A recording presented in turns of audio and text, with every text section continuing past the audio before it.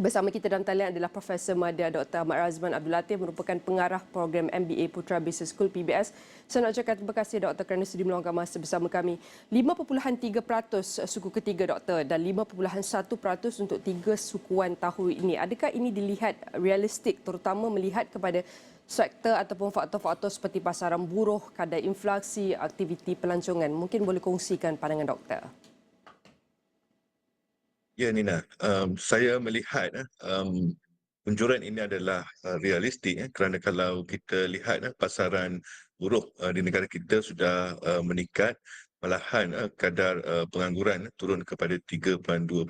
Ini menandakan perniagaan di Malaysia berkembang menyebabkan mereka menjanjikan mengambil lebih banyak pekerja daripada sebelum ini, dan ini akan menyumbang kepada peningkatan aktiviti ekonomi. Pada masa yang sama juga kita melihat kadar inflasi pada bulan Ogos sedikit meningkat kepada 1.9%.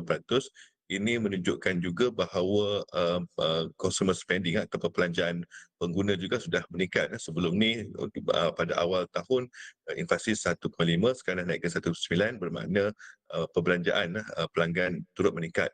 Dan faktor yang saya lihat seperti Nina sebut tadi, dari segi aktiviti pelancongan juga turut mencatatkan pertumbuhan yang ketara. Sebagai contoh, pada bulan Ogos kedatangan pelancong berjumlah 2.386 juta, tertinggi untuk tahun ini, menunjukkan peningkatan yang ketara.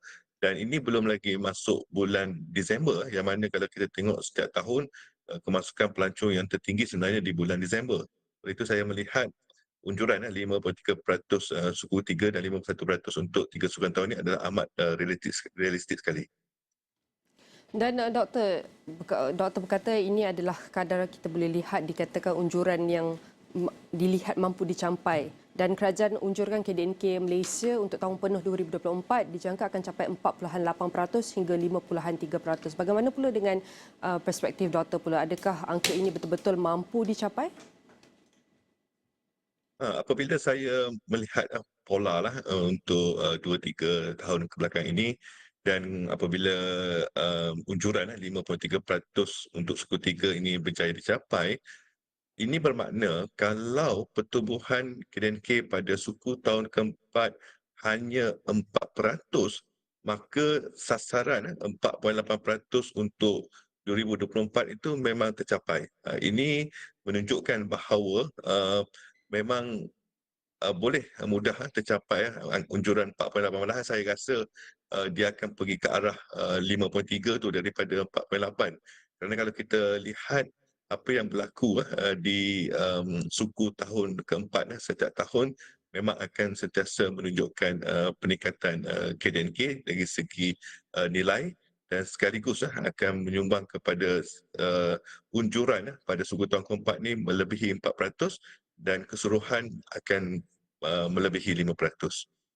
Dilihat pada suku ketiga, antara faktor yang akan menjadi penyumbang adalah kadar pasaran yang stabil, inflasi yang sederhana, dasar fiskal dan moneteri yang menggalakkan, termasuk juga dengan aktiviti pelancongan yang berterusan. Mungkin doktor boleh kongsikan pula apakah yang menjadi indikator ataupun downside risk kepada suku terakhir tahun ini, terutama dalam kita ingin mencapai sasaran KDNK. Saya melihat risiko menurun ataupun downside risk untuk suku terakhir tahun ini adalah dari segi era isu globalisasi, geopolitik, konflik yang masih berterusan di Timur Tengah dan juga Ukraine, Rusia.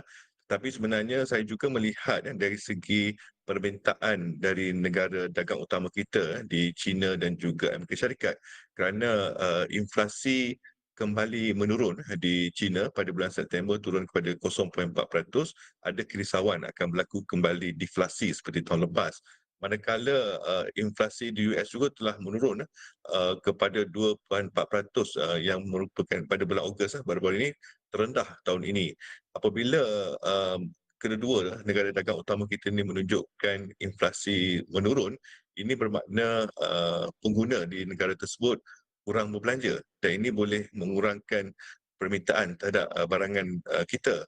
Dan itu adalah yang saya lihat ada kemungkinan risiko. Tetapi kedua-dua negara ini sedang mula melaksanakan perancangan fiskal untuk menggalakkan lagi aktiviti ekonomi seperti di Amerika Syarikat menurunkan kadar faedah untuk meningkatkan kembali aktiviti. Jadi diharapkan dengan strategi ini permintaan kembali meningkat dan kita tidak terkesan disebabkan risiko inflasi menurun di kedua negara tersebut. Antara downside risk seperti yang Doktor kongsikan, kita melihat kepada ketegangan geopolitik di Timur Tengah seperti kita lihat peperangan berterusan antara Rusia dan Ukraine, dan antara perkara yang perlu diberi perhatian utama adalah melihat kepada kadar monetary di Amerika Syarikat, the Fed, bagaimana ia akan mengawal dasar fiskalnya. Mungkin Doktor boleh kongsikan, kita lihat kepada belanjawan 2025 yang telah dibentangkan pada Jumaat lepas. Mungkin Doktor boleh kongsikan apa lagi pembaharuan yang boleh kita lakukan untuk memastikan kemampanan fiskal pada masa akan datang. Ya, kalau kita merujuk kepada belanjawan 2025, bukan pembaharuan sangat, tetapi saya ingat penambahbaikan. Penambahbaikan adalah sebagai contoh komitmen kerajaan untuk berterusan mengurangkan defisit belanjawan. Kali ini sasarannya 3.8%, dan ini berjaya dicapai dengan mengurangkan komitmen hutang baharu. Kita lihat belanja pembangunan turun kepada 86 bilion berbanding 90 bilion sebelum itu, dan juga rasionalisasi pelbagai cukai yang ditambah baik dari segi skop untuk SST. Mungkin akan berlaku resesi petrol dan non-notify yang turut juga membolehkan kerajaan untuk meningkatkan bantuan fiskal dari segi sumbangan tunai ramah meningkat ke 13 bilion. Semua ini akan menggalakkan perbelanjaan sebenarnya, meningkatkan aktiviti terutamanya di kalangan majoriti rakyat, dan ini yang juga boleh membantu kerajaan untuk pada masa yang sama memastikan fiskal itu mampan dan juga rakyat masih lagi mampu menikmati kualiti hidup yang lebih baik. Dan menurut Dawson juga, apa yang telah dikatakan dalam kenyataan media berkata antara trend positif adalah juga peningkatan dalam aktiviti perbelanjaan pengguna, dan termasuk juga dengan iaitu kita lihat pelaburan yang akan merangsang pertumbuhan ekonomi. Seperti yang Doktor berkata, bergerak ke hadapan penting untuk kita memberi fokus kepada iaitu penambahbaikan, bukan pembaruan tapi penambahbaikan seperti iaitu fiskal, pengurusan fiskal, rasionalisasi subsidi, termasuk juga dengan iaitu luaskan skop cukai itu sendiri. Mungkin Doktor boleh kongsikan bahawa seperti yang Doktor katakan, sekiranya pada suku keempat, suku akhir tahun ini kita mencapai lebih kurang 4% pertumbuhan, berkemungkinan kita akan capai 4.8% dan hingga 5.3% untuk KDNK penuh tahun 2024. Namun apakah pandangan Doktor, berapakah jumlah ataupun angka yang akan kita capai untuk suku akhir tahun ini? Saya melihat kemungkinan ianya akan menghampiri sekitar 5%, dan juga unjuran satu tahun 2024 ini melebihi daripada 5%. Tetapi itulah unjuran, kekal unjuran ini turut bergantung kepada faktor dalaman dan luaran. Untuk faktor dalaman, saya lihat tidak ada isu besar akan melanda negara kita sebab kerajaan masih lagi stabil dari segi politik, dari segi pelaksanaan dasar dan sebagainya, dengan sentimen pun saya lihat positif apabila kaki tangan kerajaan dah dapat perstrukturan semula gaji, dan dengan semua insentif inisiatif yang berjalan lancar dilaksanakan sekarang, semua ketidaktentuan itu masih ada lagi lah untuk faktor luaran yang melibatkan geopolitik. Oleh itu saya lihat memang tidak mustahil lah untuk kita mencapai purata pertumbuhan itu sekitar 5% untuk suku tahun keempat dan juga untuk keseluruhan 2024 ini.